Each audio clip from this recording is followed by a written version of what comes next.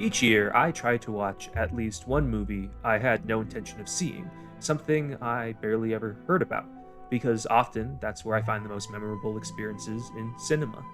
Belle, as of the moment, is that movie, something I had never seen, and immediately caught my eye. And I wasn't the only one, apparently. Belle is loosely inspired by Beauty and the Beast, placed in a modern world where the app You is home to its own virtual world, where your avatar, or AS, is based on yourself, your inner workings, and the whole area is a place where you can live a second life. The movie is written and directed by Mamoru Hosoda. Belle adapts Beauty and the Beast into a story about the young Suzu, whose mother tragically died when she was younger, attempting to save a child from drowning.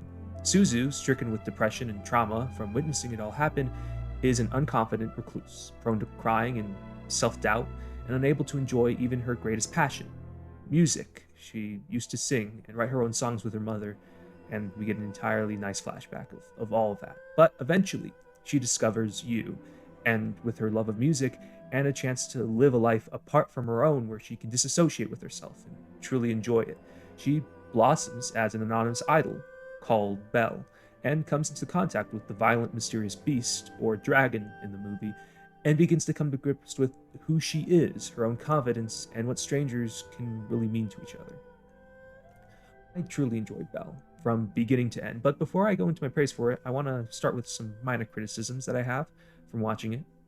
One would be that the virtual world itself isn't as fleshed out as it could be. It's more used for thematic emphasis and to offer commentary about anonymity, and also gives Suzu a reason to gain her confidence again. So if you're looking for a really in-depth world building, this isn't quite the spot for it. Some of the virtual models in the world are a little flat, though their designs are fun. There's a lady with hands for hair, a Power Ranger type group, and the designs for Belle and the Beast are simple but appropriate.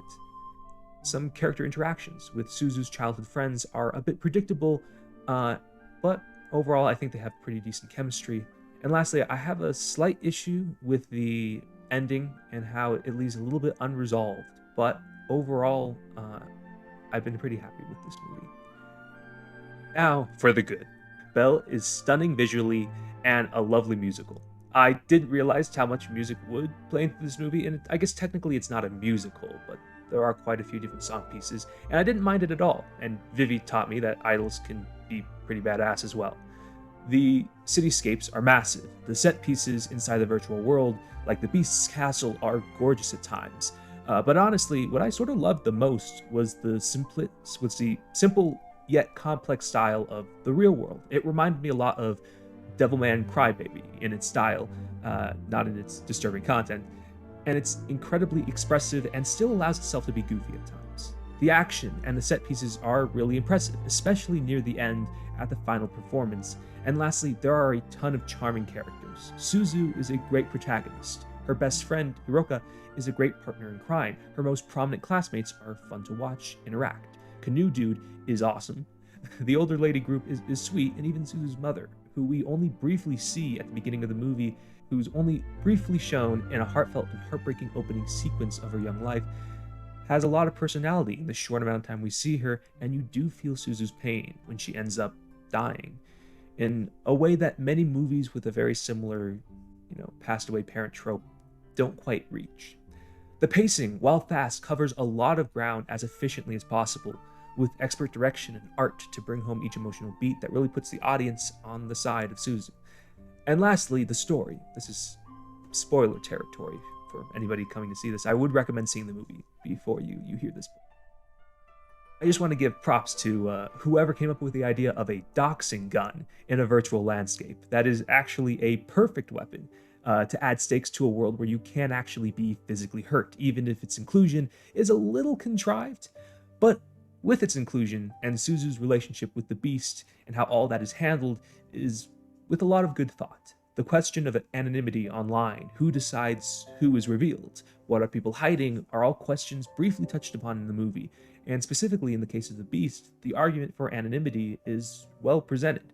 A child lashing out the world because his father abuses both him and his younger brother.